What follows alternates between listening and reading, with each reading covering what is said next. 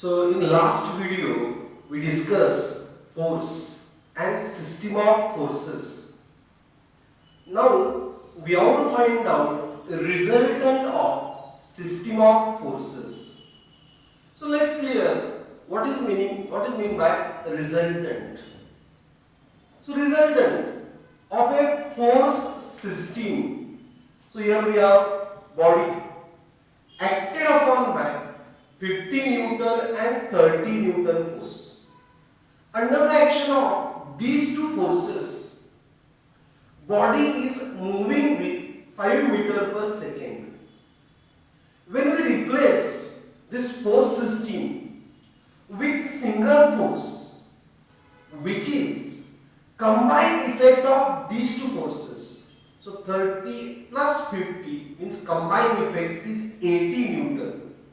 So 80 Newton is resultant of these two forces only when it also moves the body with same velocity as number of forces acting together.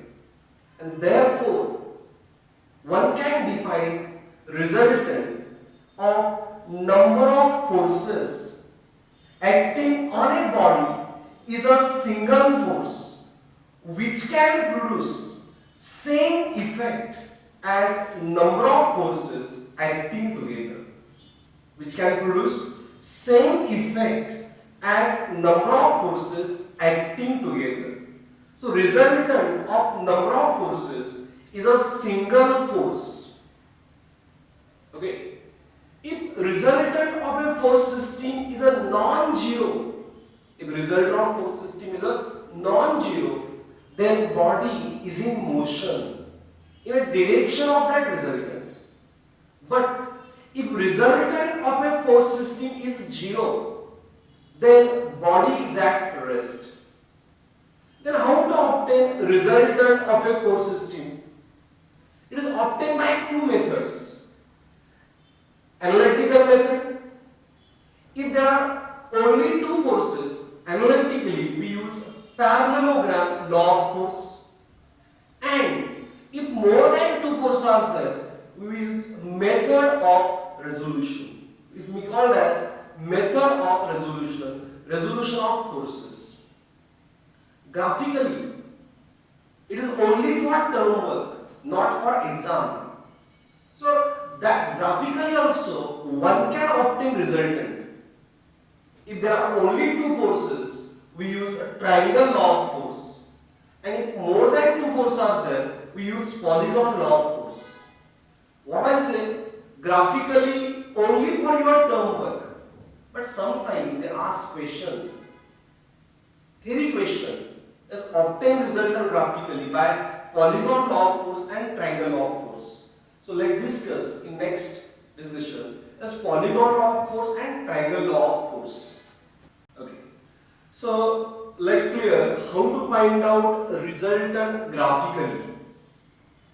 As for that purpose, here we are body acted upon by 300, 200, 100 Newton, three forces acting at a point, concurrent force system. But more than two forces, therefore we have to use polygon law of force. But when to get solution graphically? As there are two steps, space diagram and vector diagram. So graphically means on a drawing sheet, we have to represent problem as it is, and that is represented by drawing space diagram. As 300 Newton vertically upward as it is drawn, 200 Newton horizontally right, 100 Newton vertically downward as it is withdrawn at the same point where they are acting on a body. Okay, here length, any length is wrong. Length is not matter. Important in space diagram, direction. They must have a same direction. So that's a vertical, horizontal lines exact drawn as per their arrows. So here space diagram is completed. Then we have to get a solution, means a resultant. For that, vector diagram is drawn. As for that, we have to represent force graphically. 1 centimeter equal to 100 Newton scale taken for representing these forces. Okay. But before drawing vector diagram, in space diagram, we apply Gauss notation to give a name to a force. That's why 300 is a name AB, 200 BC, and 100 CD. So one order is selected, A, B, C, D. Same order we have to maintain in vector diagram. That's why A taken. As from a 300 Newton force we have to represent graphically. That's why parallel line drawn. 300 Newton to scale 3 centimeter. Arrow upward. So A to B, that line must be drawn upward. That's why A to B upward drawn. Then next force 200 Newton. It is a BC. So only B point is there. It is horizontal line. But where arrow? Right. That's why from B it is towards right 2 centimeter. 200 represented. 100 Newton. CD. C point is there. Okay. 100 Newton 1 centimeter. Vertical. But where arrow? Downward. Therefore, here downward line is drawn. So here force acting at a point now represented graphically. And their resultant we have to obtain by polygon law of force. So let clear statement of polygon law of force. So it is defined. If number of coplanar concurrent forces, acting at a point be represented in magnitude and direction by sides of polygon taken in order. Forces are represented in magnitude and direction by sides of polygon taken in order.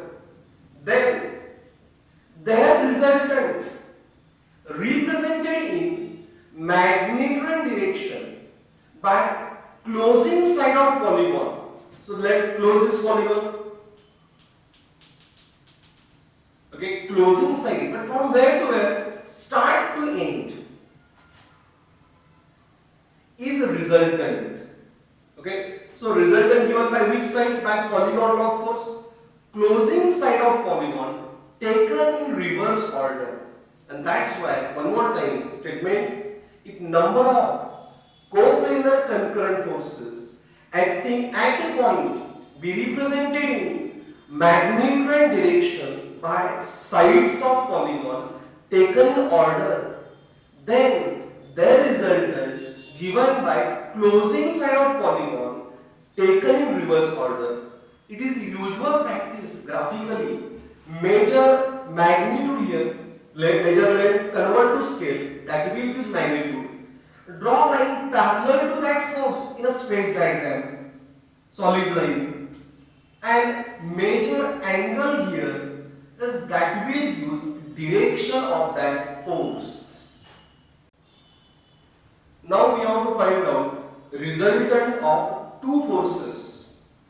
And when to find out result of only two forces, we use graphically triangle law of force. So here we have force system 300 Newton, 200 Newton. This force system represented as it is by drawing space diagram. Same scale 1 centimeter 100 Newton taken. Then AB represent force 300, BC represent force 200 Newton. Now we have to obtain resultant of these forces. Now we have to obtain resultant of these two forces by statement of triangle law of force. So how triangle law of force defined? How many forces? Two forces. Therefore, if two forces acting at a point be represented in magnitude direction by sides of triangle taken in order, by two sides of triangle taken in order, then their resultant given by third side of triangle taken in reverse order.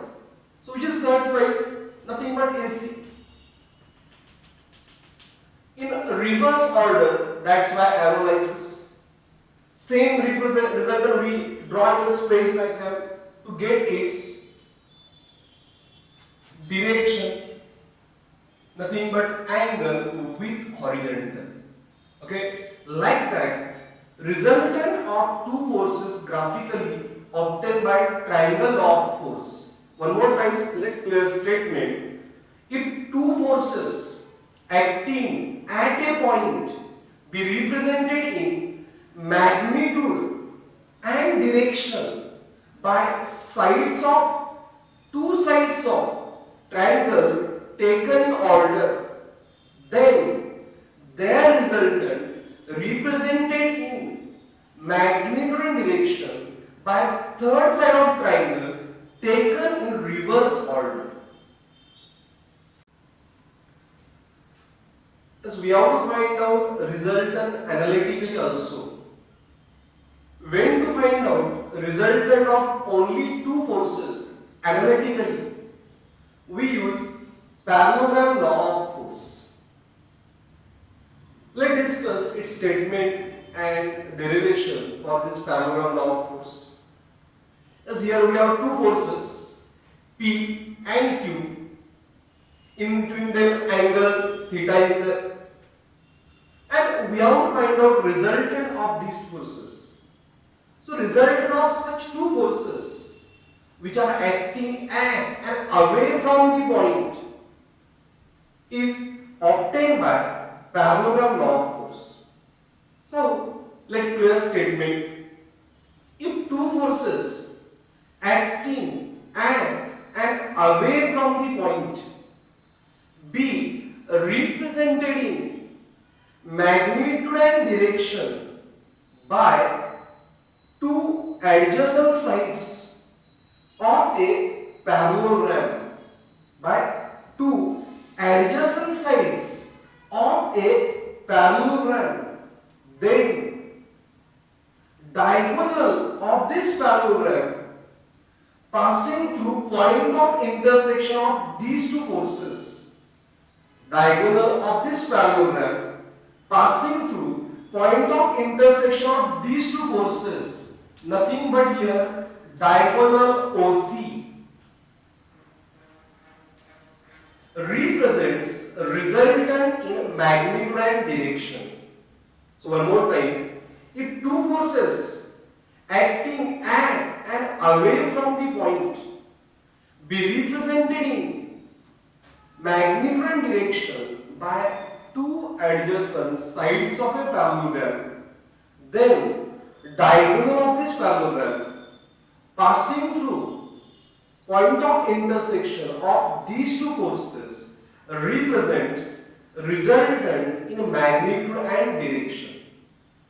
Let's derive expression for this resultant R in terms of P and Q, as well as get expression for its direction alpha. So for that we have to apply Pythagoras theorem, and we want right angle triangle, and therefore simply here I draw one line as CD perpendicular to this OA produced, so that we have right angle triangle OCD. In this triangle we have to apply Pythagoras theorem, but for that we have to obtain CD and AD. How to obtain? We know that AC nothing but Q, and angle of Q with horizontal is theta, and therefore in triangle ACD, using Q, which is a diagonal, we have to obtain AD, which is adjacent to angle. Therefore cos theta in trigonometry adjacent cos. AD by diagonal AC. Therefore, AD is AC cos theta. AD AC nothing but Q cos theta. So AD is Q cos theta. Similarly, we have to obtain CD using diagonal. Trigonometry says opposite to angle use sine, and therefore sine theta in same triangle opposite CD by diagonal AC. Therefore CD is equal to AC sine theta, and therefore CD is AC nothing but Q sine theta, and here we have CD Q sine theta. Let's derive the expression for magnitude of resultant, and for that purpose in triangle OCD we have to apply Pythagoras theorem. So in triangle OCD, as we know that OC square is equal to OD square plus CD square. But how much OC? OC are OD P plus Q cos theta and CD Q sin theta. Let's solve R square. Let's solve this bracket. P square twice PQ cos theta, Q square cos square theta, plus this Q square sin square theta. As from these two terms, let's take Q square common, bracket में cos square theta plus sin square theta. But by trigonometry it is 1, and therefore here we have R square equal to P square twice PQ cos theta plus Q square, and that will use R equal to square root of, you have to remember like this, R equal to square root of P square plus Q square twice PQ cos theta. One of the most important formula to find out magnitude of resultant of only two forces. This will use us magnitude of resultant. Let's derive expression for direction of resultant. Alpha is a direction of resultant. Resultant make an angle alpha with direction of P. And for that, again we have triangle OCD. As for alpha, OD and CD known, which are right angle to each other. In right angle triangle, when we have to use two right angle sides, we have to write expression for tan. Opposite CD, adjacent OD. CD by OD. But we know that CD is Q sin theta and OD is P plus Q cos theta. Therefore, tan alpha Q sin theta divided by P plus Q cos theta, and therefore, as direction of resultant nothing but alpha equal to tan inverse of Q sin theta P plus Q cos theta. In this way, one can get a direction of resultant in direction and magnitude of resultant by parallelogram law of force. Let's discuss a numerical on parallelogram law of force. Here we have resultant of two equal forces P acting at a point is also equal to P. So as in a data resultant of two forces is mentioned, therefore we have to apply theory of parallelogram law of force, and therefore let's represent data in the same manner. Resultant of two forces for parallelogram P and Q are the two forces. Angle between them is a theta. So data were given. Resultant of two equal forces P. So magnitude of these two forces is the same given as P, and magnitude of resultant also given as P, and therefore as magnitude of resultant is given, Therefore, we have to use a formula of magnitude of resultant by parallelogram law of force, which is R square equal to P square plus Q square twice PQ cos theta. Let's put values. How much R? It is P. P itself P. Q also P. Twice P into P cos theta. P square. These two P square twice P square. P into P twice P square cos theta. P square, let's take that twice P square common. 1 plus cos theta in bracket twice P square remain 1 here. Cos remain here. P square get cancelled. This 2 on this side get divided half. Equal to 1 plus cos theta half minus 1 equal to cos theta. Therefore, as minus 0.5 equal to cos theta.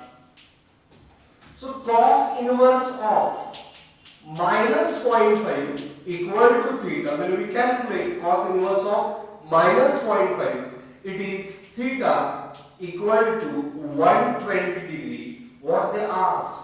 Find determine angle between them, which is 120 degree.